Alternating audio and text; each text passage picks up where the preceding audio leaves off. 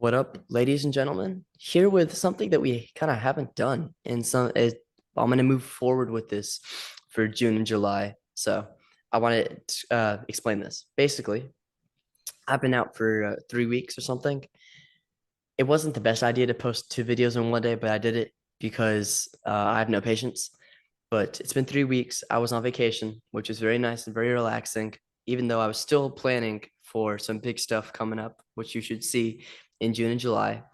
And then Mr. Bruce contacted me through the email that is at the bottom of every single video I posted, and basically gave like a proposition. He's in a metalcore band at Scranton, Pennsylvania, and was wondering if we could talk. And I said, "Hell yeah, that's awesome."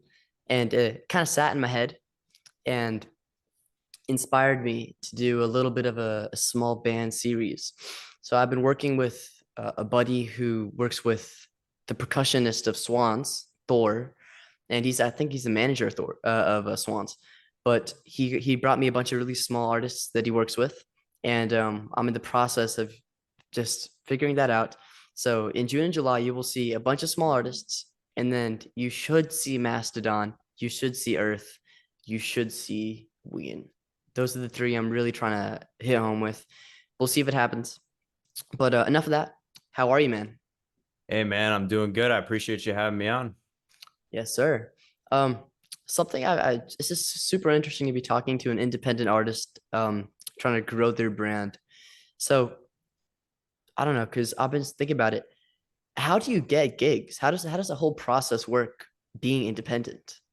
Oh man, it's a big pain, bro. I'll tell you that right now. Like, first of all, it's a lot of reaching out to radios. It's a lot of reaching out to sponsors because a lot of people will sponsor you. And most of the time, at least the way that we've done gigs, which we haven't done gigs in a while, probably about 6 years, 6 or 7 years, was we would really just look for local sceneries, local bars, local clubs here and there. And that's how we would start. Or at the time when we were still in high school, talent shows, mic nights. I mean, come on, that's everybody's night to shine. You know what I Yeah, mean? yeah, yeah. So, and then in terms of promotion, I mean, it's really hard. It's really hard nowadays. You have to pretty much constantly post left and right. TikTok is probably the biggest way. And you might get lucky and somebody might say, "Hey, I really like your music. I'm going to add it to this playlist, or I'm going to recommend this guy who owns this scenery or venue where you guys could play at." So it's a lot of hard work. For sure. I like that you touched on the social media part. How do you make your videos and promotional material not cringeworthy and not the same formula that I think every band uses? It's really just using your mind, honestly. But you got to also think, you have to look at people who do it cringeworthy. Like you look at something and you're like, oh, that's terrible. You know what I mean? Hmm. And you have to just go off of that and say, all right, well, let me take what this guy did and not do that. But then you also don't want to look at, somebody who's really good at what they do or really big at what they do and say, I'm going to do exactly that. You kind of have to pull from what not to do and what to take note from, combine that and make it your own thing. It's a little complicated. Not, it sounds complicated, but it's not as complicated as it sounds. But that's what I do at least. Hmm. And again, I know we talked about this before I started recording, but it really is so funny how uh, I guess like interviewers and independent artists, especially when they're both growing, have so much in common. Like with same with the promotional materials on I do Instagram, but you still gotta hit home with that, and it still sucks. And you still gotta like talk to people and email people and ask like I ask my local record store, and so I'm trying to work with them, and it's just a pain in the ass. But I feel you. And then the next question I have would be, how do you describe metalcore to someone who doesn't know what metalcore is? It's a good question. Metalcore. All right. So in my opinion, right, metalcore has changed. Well, I think we could both agree. Anybody can agree. Metalcore has changed a lot, Oh yeah. right? Like it started off in really the 90s, but I would say metalcore really kicked off in the early 2000s with bands like Kill Switch, As I Lay Dying, Trivium. the gods of metalcore, I would Hmm. say. And that sound at that time was kind of this is at least how I would describe it. It takes heavy metal and it puts like punk rock. Well, there's like a little bit of punk in there. There is, because that's where it originated from, hardcore at least. It's a combination of heavy metal, hardcore, and a sprinkle of death metal. Now, that early 2000s sound, if you listen to a lot of those bands, they take that sprinkle of death metal and they up it more. Because you'll have bands where you'll listen to it like Blind Witness, right? Everybody knows that song All Alone. Hmm. And that's more of a death metal song, but it's still metalcore. So the early 2000s was a lot like that, or the typical 578. You know, everybody knows that riff, right? Hmm. That 578 drop D.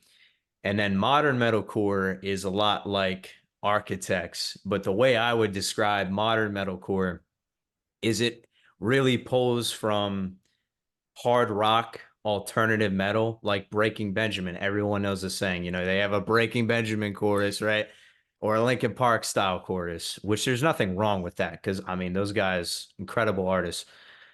But it also still has those elements, those chugs, those crazy double kick going.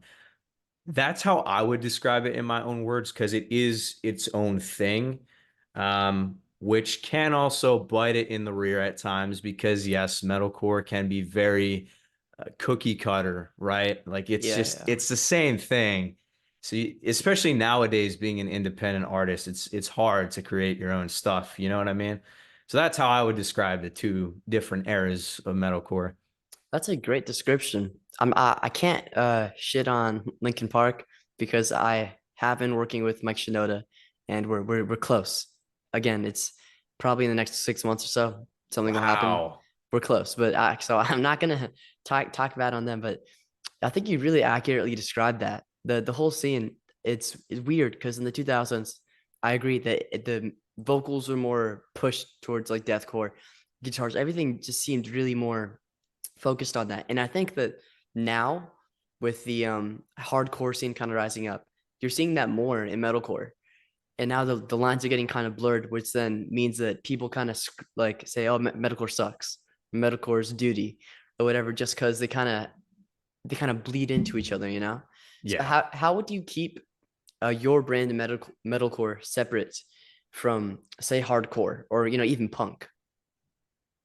I would really just envision in my head, for example, this is just an example that I would give. Let's say I want to write a song. Let's say I hear something that's really chuggy and I'm like, that sounds sick. I like the chugs, but I'm gonna change what he's playing tab wise. So instead of again 5 7 8, I'm gonna go, I don't know, 1 1 7 8, something like that, add Mhm. some pinch harmonics into it.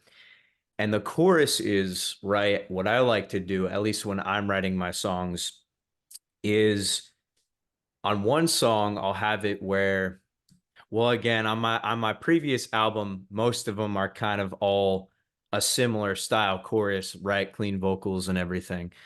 But sometimes, for example, I might do like that chord progression where it's sustained, right? And then when the second chorus comes in, I might do something a little different where now it's not as sustained. Now it's got screaming on top of the cleans. And what I also do is I like to, my influences, right, are Linkin Park, Breaking Benjamin, Slipknot, like pretty common influences, I would say. But I don't want to just try, like, I don't just look at Linkin Park and I'm like, man, I'm going to be Linkin Park because then I'm going to sound like a Linkin Park spinoff. You know what I'm saying? Yeah, yeah, yeah. And it's vice versa. So I really just take all of my influences and mash them all together to make it my own thing, if that makes sense. Yeah, yeah, yeah.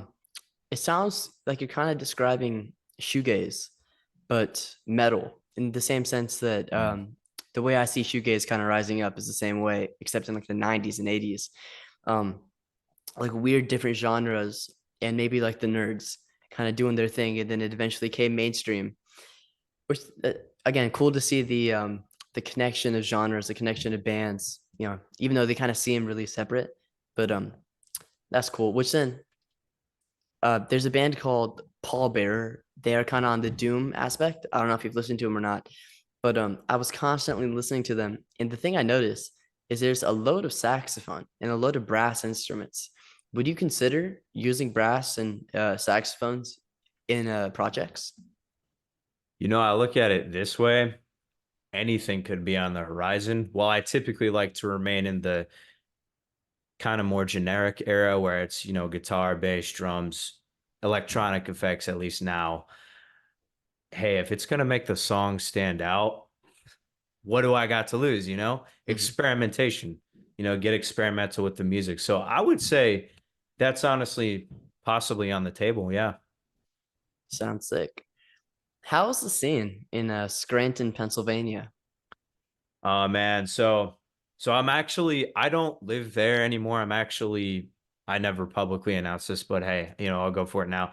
I'm actually primarily in Atlanta, Georgia now. I was in Scranton, Pennsylvania for the time, but back then when I was there, it's actually very, very in the hard rock metal scenery there. And one of the things I'm noticing is a lot of it's becoming more common to hear, hey, you got this metal band or rock band from Scranton, PA, like Breaking Benjamin. They're from Wilkes-Barre, which is right by Scranton. Motionless in White from Scranton, PA. So you get a lot of those types of fans in the scenery all the time. So that music is very common. Wait, where are you in Atlanta? I'm in the like retro area, which is like Marietta, Okay, Kennesaw because era. I'm in Roswell. Oh, really? Yeah, yeah, yeah. Oh, that's what's Dude, up, we could man. we could have just met up. Hopefully, I'll see you at a show then, dude. Hey, I mean, I'm right here, man. I know it's my thing is I've been trying to get into the Georgia metal scene. For those who don't know, we have the Masquerade, which is kind of the shrine, the metal shrine. And they have so many awesome shows, except I have not been able to make a single one because it's either scheduling or I've got to interview that day or this or that. But Opeth is coming to the tab, and I'm gonna see if I can make that because I've been talking with their management. So, I didn't even know they were coming, man. But I do know that apparently the metal scenery is pretty big down here. oh yeah, it's wild. It's fun because the way the masquerade runs, for those who don't know, is like three different rooms, maybe four different rooms, and it's from smallest to biggest. And the biggest is heaven, smallest is like the altar, and so they get every single band, and it's usually metal, but there's indie and all the smaller bands. So it's a hub for everyone who's like less represented. And the only other venue I would consider that does that is another 1,000 venue in Little Five Points called Variety Playhouse, which is the same thing. I love that place, but the scene is wild. It's so fun. That's hell yeah, dude. What do you do in Marietta, if you don't mind me Uh, asking?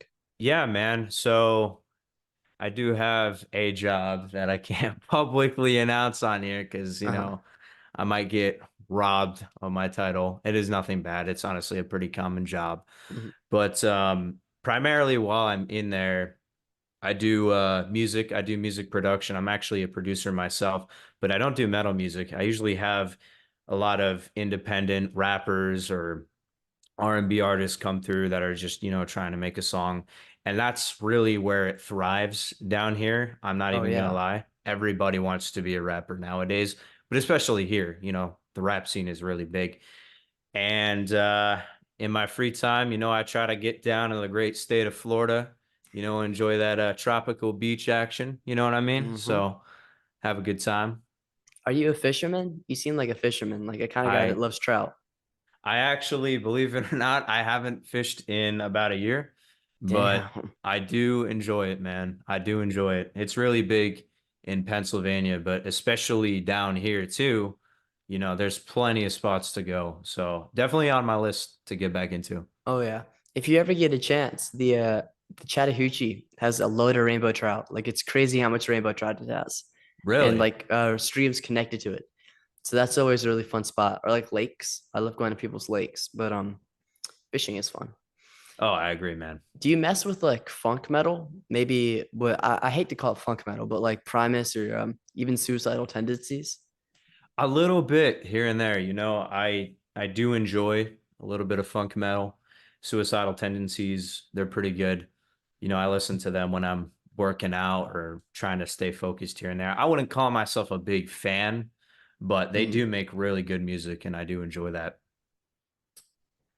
Yeah, I've been really getting into Primus. Not so much Suicidal Tendencies, but like Primus is a very fun band. And they played an amphitheater in the spring, so I couldn't shell out like that much money to go see them in an amphitheater. But hopefully if they ever come back again, that'd be a cool show. Oh, for sure, man. I'll have to catch it sometime. Oh yeah. Here's a fun one, right? Because for people again who don't live in Georgia, our festival scene has kind of been dying. The only massive one we have is Shaky Knees at this point, because Music Midtown is defunct. Uh, Sweetwater 420 is basically defunct. They're all kind of going away. So if you could make a 3 day metal fest, what would be your three headliners and your three kind of lower headliners? Like three major bands and then Yeah, three yeah, yeah. not so. Ooh, man, that's a good one. And I'm putting So you on the spot. this is tough. This is tough. All right. Well, I would have to say Slipknot. All Mhm. right. I would have to say Slipknot because if I don't say Slipknot, I mean, I'd be lying. Can it be like a back in the day, like a band when it was in its prime? Yeah, sure. As I Lay Dying, when they were in their prime before all that drama happened and Mhm. the band parted ways. And man, I would probably have to say Linkin Park when they were, still in their prime with Chester alive, you know. That's probably what I'd say. And then the three underground.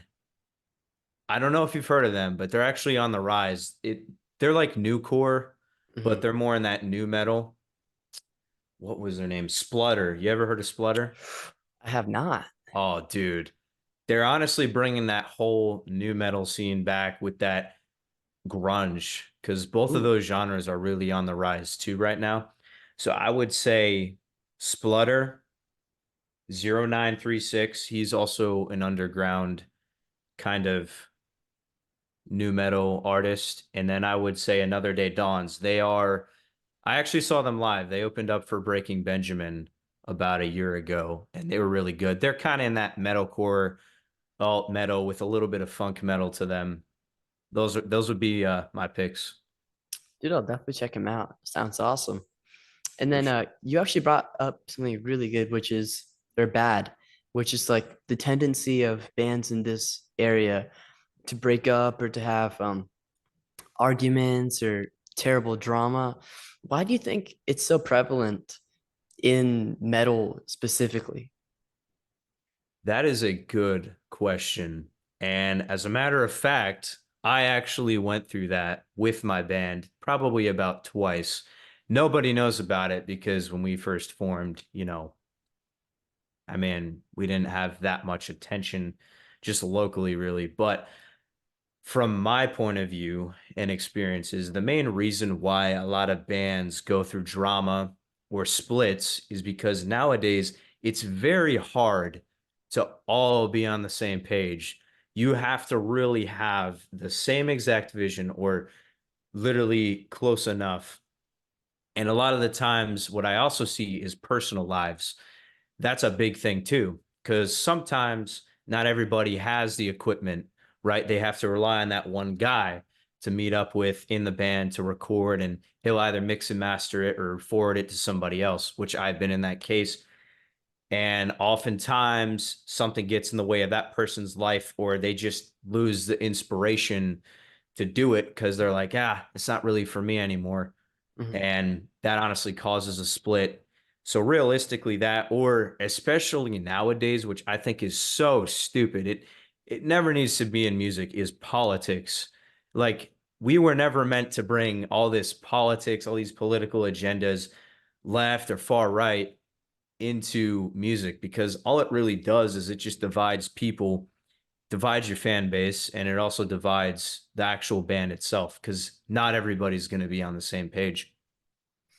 Yeah, I think that if you're gonna be a political band, you have to stick to it. Cause like I love political bands, but like the thing with the Middle Eastern wars and whatnot, you have what was his name? Ronnie Radke actually like talked about this, and people kind of hate him. But if you're gonna be completely punk about something, right? So, for example, if you really uh care about one side of the war, you have to stick with it. You know, you can't just like drop out of a fest for the publicity and never do it again. But that's what a lot of these bands are doing is they will drop out of a massive fest because they're supported by someone bad, which okay, that makes sense. But then you have to consistently do it to make an actual difference rather than just doing it once for the good publicity and never doing it again. Like this the selective hearing of this generation because it's popular now to boycott and to make a stand, which is that's great, but then you have to go all the way with it. Like I will decline a sponsorship from people, even though I don't really get sponsorships. I've gotten like two requests, but I will decline it if it's not with my ethics and with if it doesn't really help me out. Like I would only really do someone who's in journalism or like local bands, you know what I mean? Yeah, But you have to be consistent with that. It's just it boggles my mind where there's like such incredible bands and then they bring politics into it and then they screw it all up because they can't be consistent with it. It's just like, absolutely. oh my gosh.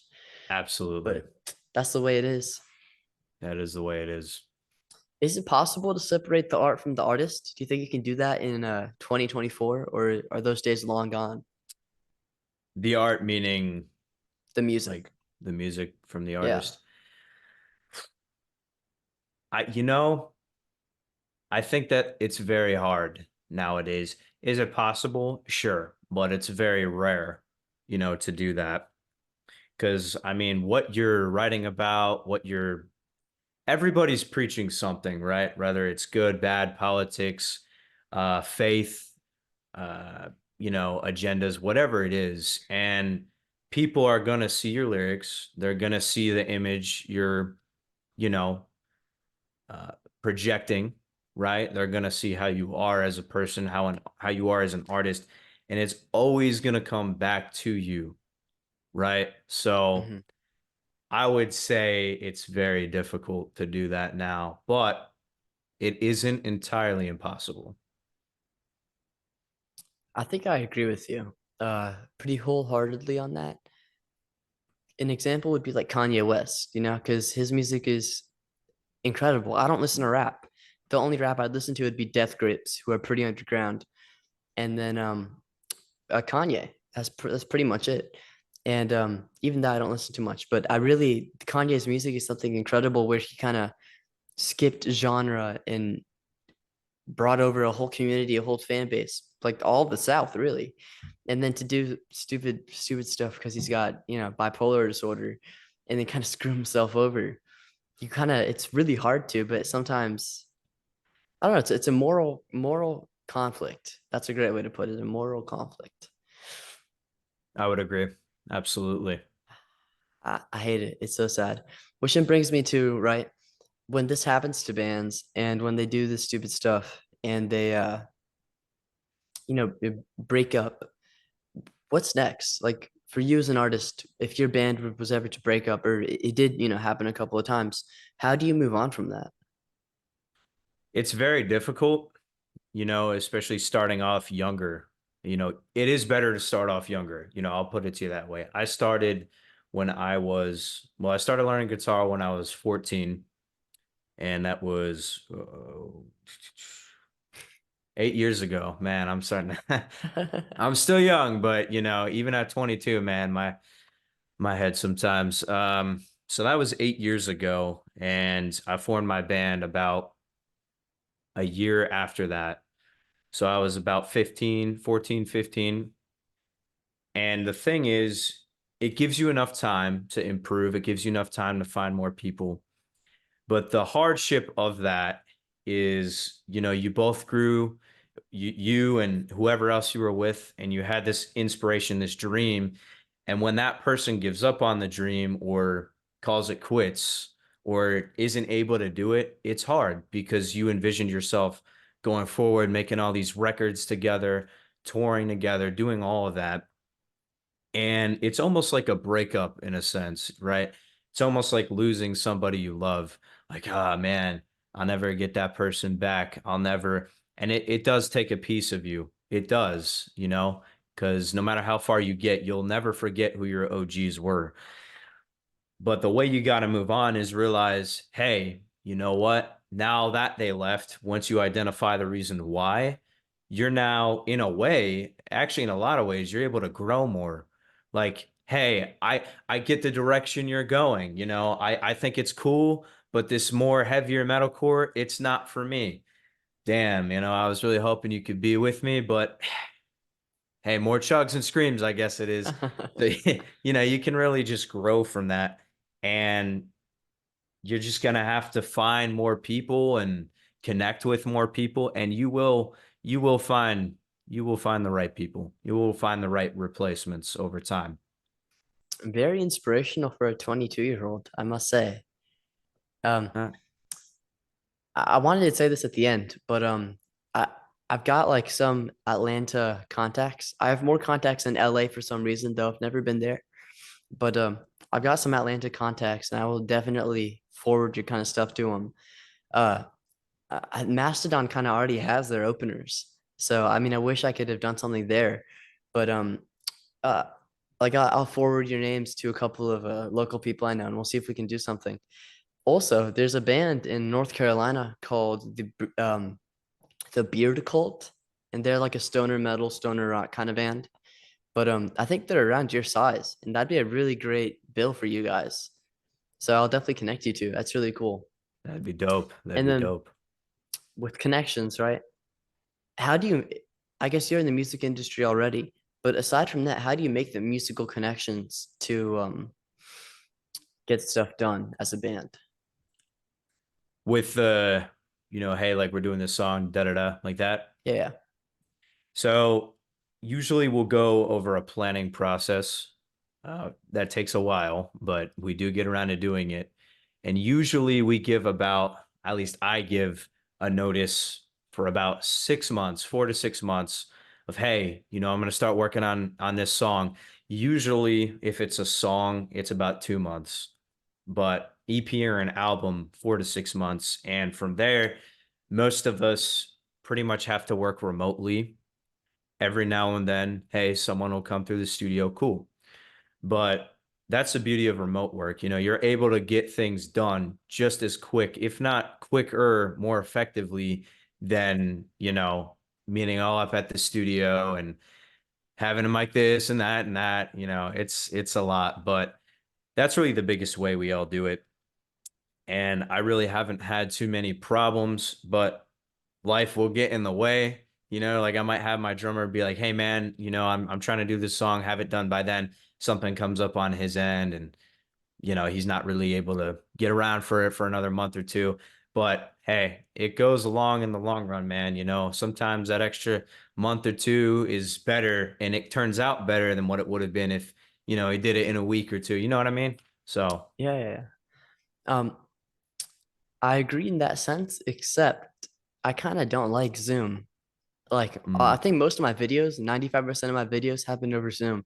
And I'm slowly trying to detransition out of that, especially with like band practice. Like, I don't have a band, but I've got a really nice drummer who lives like 20 minutes from me, and we jam. And it's just so nice to be able to sit with him, and then you get to screw up and you get to do a riff wrong, and we both kind of build each other off of it. But I may like that better because I'm 14 and we're kind of like, I know each other. We know each other from scouts and we see each other every Monday. So I kind of like that physical touch and that organicism, which then reminds me, right? Do you go with analog production or like analog amps when you're playing guitar? Do you prefer like prefaces, plugins, and doing like what's it, online production, I guess is what you'd call it? remote work. Yeah, yeah. You can't beat the real thing. You can't Mhm. beat the real thing, man. You really can't. I'll say this. I think nowadays, everything you hear 9 times out of 10 is remote. Mhm. I mean, the amp plugins have gotten so realistic, right? Compared to where they were just 5 years ago. Like the quality, everything.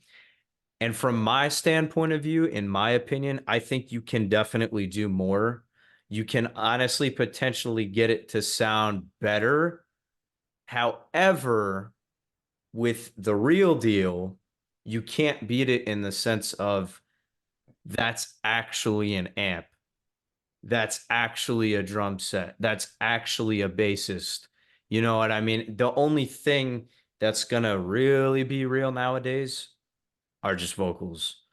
However, with how advanced the MIDI drums have, which is a big argument, it's still going on. It happens all the time. I mean, you'll get somebody to play drums, you'll send it to the audio engineer, and he'll be like, yeah, I mixed the drums. No, he didn't. He did. He swapped it out with samples. Okay, we all know that.